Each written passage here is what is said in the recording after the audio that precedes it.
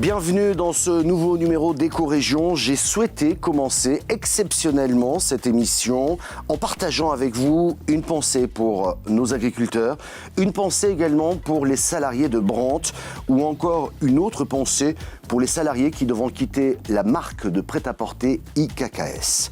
J'ai souhaité aussi avec vous, pour commencer cette émission, donner un coup de chapeau à Montpellier et aux jeux vidéo Clair Obscur Expédition 33, qui a été sacré jeu vidéo de l'année lors d'une cérémonie mémorable, et c'était à Los Angeles. Une consécration pour ce petit studio qui s'appelle Sainte-Phalle Interactive, installé à Montpellier et qui a remporté 9 statuettes. Bravo également à une autre agence de création, elle s'appelle Illogic Studio, basée aussi à Montpellier et qui a réalisé une pub mondiale pour l'agence Romance, ce spot pour une enseigne de grande distribution autour d'un loup mal aimé, sans intelligence artificielle et qui aurait coûté, selon différentes sources, moins d'1 million d'euros pour sa création. S'ajoutent, vous me direz ensuite, les droits d'auteur, il y a une chanson là-dessous, les coûts de diffusion, 2 minutes 30 pour un seul spot de publicité. Ça coûte un peu cher, mais les retombées sont inattendues. Tenez-vous bien, à l'heure où je vous parle, plus de 600 millions de vues dans le monde. Sans parler du nombre colossal de reprises dans les médias ou encore par les influenceurs. Ce spot nous démontre finalement que l'IA est incapable de procéder à un calibrage émotionnel finalement très humain. Tout de suite, le sommaire. Et pour Noël, il faut un sapin et c'est un peu plus compliqué lorsqu'il doit mesurer minimum 15 mètres de haut. Un reportage de Puissance Télévisions sur le sapin de la ville de Saint-Dizier. Noël, c'est aussi des moments de plaisir, des retours en enfance autour des trains électriques. Eh bien, TBO nous en dira plus. Et puis un cabaret à la campagne pour ces fêtes de fin d'année. VDL TV nous apportera un peu de magie dans cette émission. Soyez les bienvenus. Et oui, pour Noël, il vaut mieux avoir un beau sapin et c'est dans cette forêt haut-marnaise que depuis une quinzaine d'années, la municipalité de Saint-Dizier vient chercher son sapin de Noël. Une fois sélectionné, les agents de la ville commencent par monter dans l'arbre pour accrocher un câble, le câble de la grue, le sangler et enfin pouvoir ensuite le soulever. Il fait 25 mètres de haut. Un reportage impressionnant de Puissance Télévisions. C'est dans cette forêt haut-marnaise que depuis une quinzaine d'années, la municipalité de Saint-Dizier vient chercher son sapin de Noël.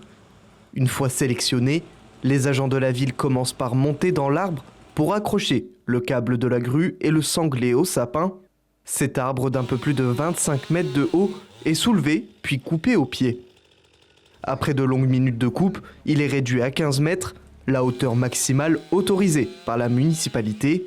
Ces sapins ont une soixantaine d'années, mais pour les choisir, il y a des critères bien spécifiques. On choisit en fonction qu'il soit le plus fourni possible, qu'il ait la hauteur requise bien sûr, sans non plus défaire, je dirais, l'aspect esthétique de l'allée, c'est-à-dire que les arbres isolés, quand bien même ils seraient jolis, on ne les enlève pas. Voilà. Donc on essaie de trouver un arbre pas trop isolé, qui soit joli, donc ça c'est pas toujours très facile, mais bon on arrive toujours à trouver le spécimen qui va bien. Les parties basses ne sont pas très branchues, donc il faut quand même avoir une pointe assez étoffée, donc pour cela il faut quand même une hauteur, on va dire totale, assez haute. Donc là-dessus il n'y a pas de souci. La partie basse de l'arbre est taillée pour passer dans l'emplacement prévu sur la place Aristide Briand. Une fois les coupes terminées, il est couché sur le porte-charge, en cassant le moins de branches possible, une manœuvre délicate. Il est ensuite transporté jusqu'à la cité Bragarde. Une fois sur place, les agents municipaux se remettent au travail. Il faut positionner le sapin dans l'emplacement prévu et ensuite le relever. Mais ces fêtes de Noël sont aussi l'occasion pour la cité Bragarde de lancer des nouvelles activités pour raviver le lien social. Cette année, il y a 2 nouveautés que sont l'Aristide Christmas. Et donc en fait, on a essayé de proposer sur la place Aristide Briand de jolies animations autour de la féerie de Noël et l'amusement dans 3 petites bulles. Et ça fait comme un petit parcours de déambulation pour les petits-enfants et les familles. Et autour de ces 3 bulles, qui vont attirer la curiosité des familles, il y aura aussi des chalets avec des commerçants de bouche qui ont accepté de jouer le jeu avec nous en proposant des crêpes, du sucré, du salé et quelques boissons chaudes. Et puis bien sûr, on garde le carrousel sur la place place des Petites Halles, avec de la même manière une offre de bouches. Sur la place du Petit Bourg, entièrement rénovée, il y aura également des illuminations. Cette année, une grande vitrine décorée par l'Union des commerçants Bragard est visible dans la rue Gambetta, à travers les vitres de l'ancien magasin Burton. Les animations commenceront à partir du samedi 6 décembre prochain, au Rempart, avec feux d'artifice, suivi d'une déambulation jusqu'à la place Aristide-Briand. Direction le château de Villechevalier, c'est en Bretagne. Dans ce château, plus de 100 trains électriques circulent pour ces fêtes. Une véritable féerie. On y va, un reportage de TBO. C'est totalement magique. On a des yeux d'enfant. C'est comme l'artiste qui rentre en scène, là, tu fais un peu de trac. Hein.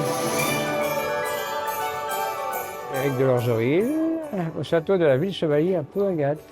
C'est la 19e édition des Noëls de la Villechevalier. J'ai pensé que Noël et le chemin de fer miniature, ça allait bien ensemble.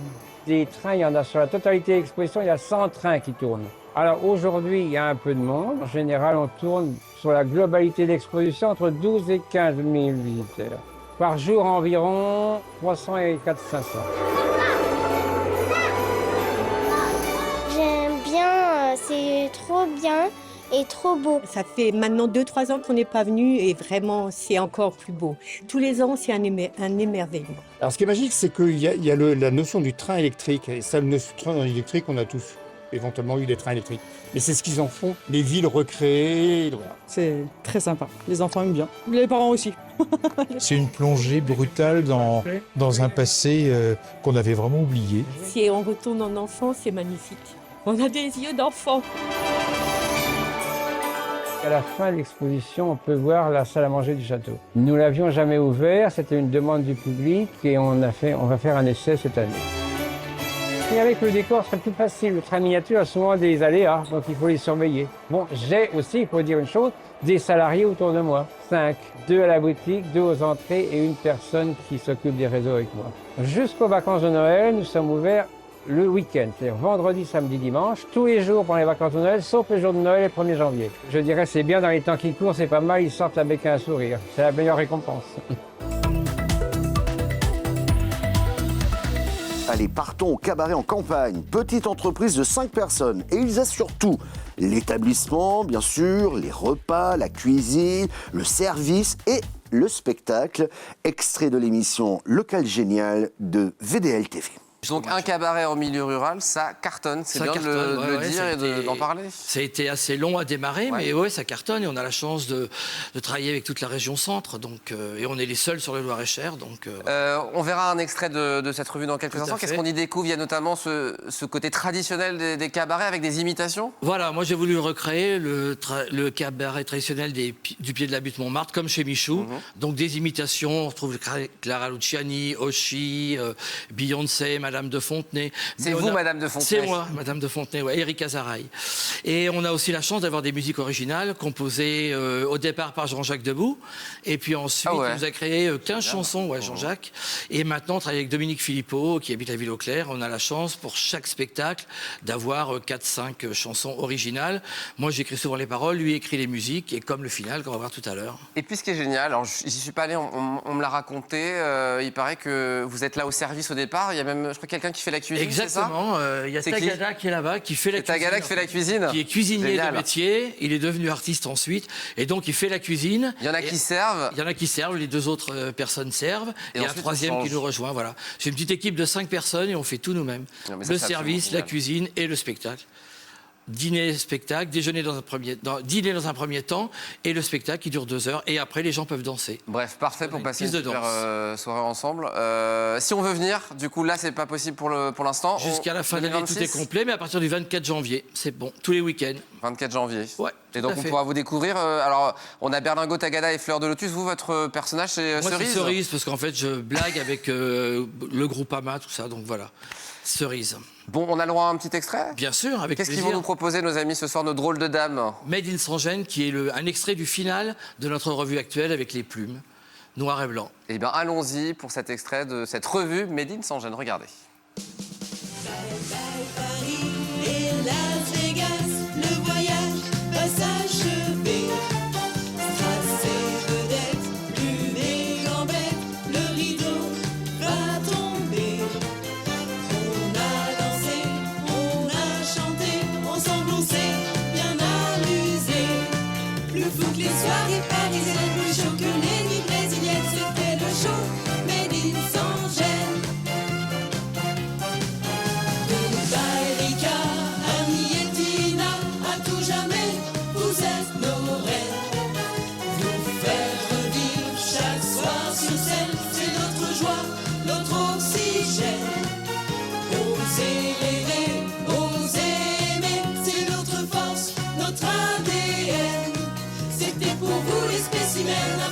folle, un peu bohème, c'était les Girls, made in sans gel.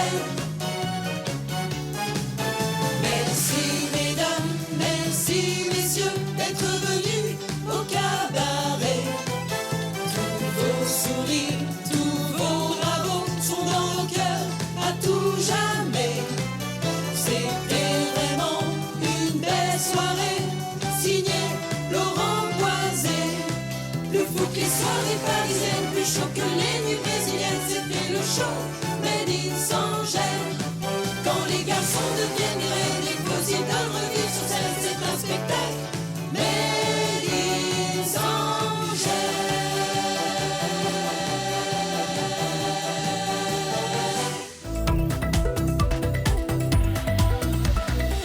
Installée depuis 2 ans près des Halles de Troyes, la pâtisserie de Tony Pluot joue gros à Noël. La période représente entre 50 et 60% de son chiffre d'affaires. En atelier, le chef reste fidèle à sa ligne directrice, créativité et exigence artisanale. 2 mois d'entraînement sont nécessaires pour maîtriser ce pochage, un élément signature. On va pocher une rose sur cette bûche qui est rectangulaire. Je vais mettre le gâteau sur la table du client et que le client se dise tout de suite « Ah bah ça vient de chez Tony Pluot ». Et aussi apporter ce côté très artisan. C'est 5 minutes par gâteau, en faire à peu près 1000, donc rendez compte du temps que ça prend. D'autres chefs pâtissiers n'auraient pas pris ce risque. Cette quête d'excellence, Tony Pluot la partage avec ses 6 salariés et l'applique dès la sélection des ingrédients. Exemple avec Alliance, une bûche aux agrumes, imaginée et peaufinée depuis l'été. Ça mûrit dans ma tête. Ensuite, je le couche sur un papier. Ce qu'il faut, c'est pas plus de 3 saveurs maximum. En fait, je me dis toujours, je prends la cuillère, je mets dans le gâteau et je mets dans la bouche. Et en premier, j'ai envie d'avoir l'acidité de la clémentine corse, le yuzu qui vient tout de suite derrière, un peu plus doux, et terminer sur la vanille pour obtenir cette longueur en bouche. Donc là, je suis en train de pocher la compotée de yuzu de Provence. Je l'ai cherché, je l'ai sourcé. On ne le trouve pas partout. Donc on était directement chez le producteur. J'attache beaucoup d'importance à offrir ce qu'il y a de mieux à mes clients. Pour moi, ça n'a pas de prix. Autre choix, la Torino aux noisettes du Piémont ou Solstice, Tonka au chocolat au lait. Être à l'écoute de ses clients, c'est aussi suivre les tendances. Beaucoup moins de sucre. Une autre tendance aussi très particulière et très forte, c'est le sans gluten. C'est pour ça qu'on a imaginé toutes nos bûches de cette année qui sont toutes sans gluten. Merci d'avoir suivi cette émission qui est disponible en replay vidéo sur le site internet de votre télévision locale. Vous pouvez également nous écouter un peu partout sur toutes les bonnes plateformes de podcast et nous sommes également diffusés par une dizaine de radios locales un peu partout en France. Merci à vous tous de votre fidélité et on se retrouve la semaine prochaine.